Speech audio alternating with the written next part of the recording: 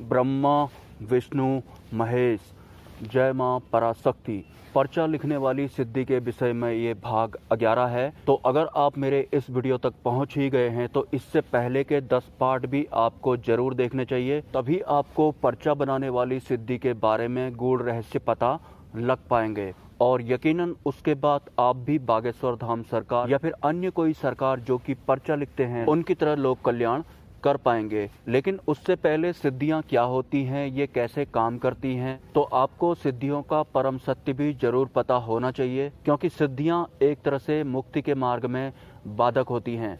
और जो भी साधक सूक्ष्म संसार की किसी शक्ति को सिद्ध करके उनसे पर्चा लिखवाने का काम करते हैं, जितने भी समय तक उस साधक ने उन सूक्ष्म जगत की शक्तियों से काम करवाया है, पर्चा लिखवाया है, उस साधक की मृत्यु के बाद वो सिद्धियां उसे खींचकर अपने साथ में ले जाती हैं और सेम यही काम करवाती हैं, मतलब पर्चा लिखवाती हैं। आपने अक्सर इस तरह के वीडियोस भी जरूर देखे होंगे कि जो भूत प्रेत होते हैं तो वो कुछ इस तरह का बोल रहे होते हैं कि मैं तो इसे अपने साथ में ही ले जाऊंगा या जाऊंगी। हालांकि वो प्रेत होते हैं और जिस भी इंसान पर वो चिपके होते हैं, साधक या भगत के सामने भी वो बोल रहे होते हैं कि मैं तो इसे अपने साथ ले जाकर रहूंगा या ले जाकर रहूंगी। अगर वो प्रेत कामयाब हो जाता है तो यकीनन उस इंसान के सूक्ष्म शरीर को प्रेत अपने साथ में ले जाता है और अपनी शक्ति को बढ़ाता है। तो ठीक उसी तरह से जो ये सिद्धियां होती हैं वो भी उस साधक को अपने साथ में ले जाती हैं और अपने गणों में शामिल कर लेती हैं और अपना वर्चस्व बढ़ाती हैं। वैसे सिद्धियों को गुप्त ही रखना चाहिए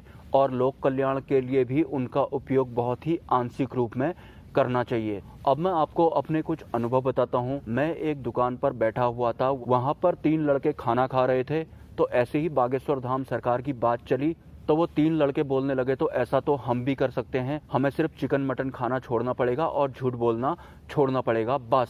सिद्धियां कई तरीके की होती हैं, जैसे कि पर्चा लिखने वाली सिद्धि, उड़ने वाली सिद्धि, गायब होने वाली सिद्धि या फिर पानी के ऊपर चलने वाली सिद्धि। कल्पना कीजिए अगर कोई हनुमान जी की तरह उड़ने वाली सिद्धि प्राप्त कर लेता है और उस उड़ने वाली सिद्धि का प्रदर्शन भीड़ भड़ाके वाली जगह जैसे कि मार्केट में करता है, तो यकीनन इस तरह के लोग जो पढ़ाई लिखाई गई भाड़ में, हम तो नट बोल्ट कसेंगे वाले टाइप के होते हैं, तो उनका रिएक्शन बिल्कुल ऐसा होगा, अबे वो देख हवा में उड़ रिया, अबे वो देख उड़ रिया। ऐसा तो कोई भी कर ले, मुर्गा खाना छोड़ना पड़ेगा और झूठ बोलना छोड़ना पड़ेगा बस। इससे ज्यादा उन नटबोल कसने वाली प्रवृत्ति के इंसानों का रिएक्शन कुछ हो भी नहीं सकता।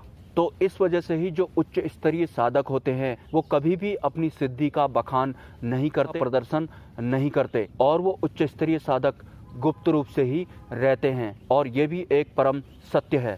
सूक्ष्म जगत या फिर उसमें विचरण करने वाली सूक्ष्म शक्तियों के बारे में एक और बारीक चीज मैं आपको सरल भाषा में बताने की कोशिश करता हूँ। जो सूक्ष्म शक्तियाँ होती हैं जैसे कि भूत प्रेत, वो जीवित इंसानों को हूबहू नहीं देख सकते, वो जीवित इंसानों के सिर्फ पहले वाले सूक्ष्म शरीर को ही देख सकते हैं। वैसे इंसान के 8 सूक्ष्म शरीर होते हैं। 8 सूक्ष्म शरीर होने का मतलब ये नहीं है कि इंसान की 8 फोटो स्टेट होती हैं।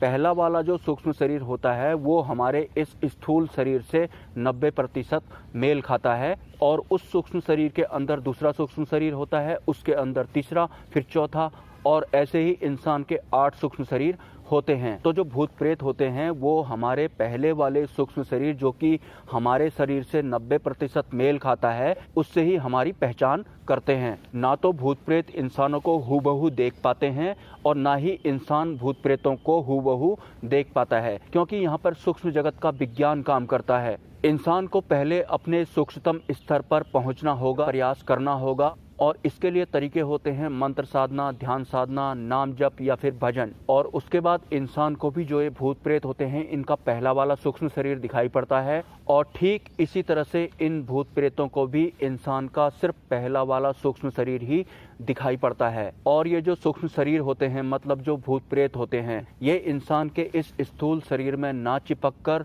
इंसान के सिर्फ सूक्ष्म शरीर में ही चिपक पाते हैं। जैसा कि आपको पता होगा, हमारा जो ये स्थूल शरीर है इसको ऑपरेट हमारा सूक्ष्म शरीर करता है। जैसे कि अगर मैं बोलना चाहूँ तो इस वक्त मैं आपकी तरफ को देख रहा हूँ और मुझे या बाकी इंसानों को इस बात का भ्रम भी होता है कि मेरी आंखें ही आपको देख रही हैं, लेकिन आपको दिखा कौन रहा है? वो होता है आपका सूक्ष्म शरीर। आपकी आंखों को दिखाने का काम भी आपका सूक्ष्म शरीर करता है। ब्रह्मा विष्णु महेश एंड जय मां पराशक्ति।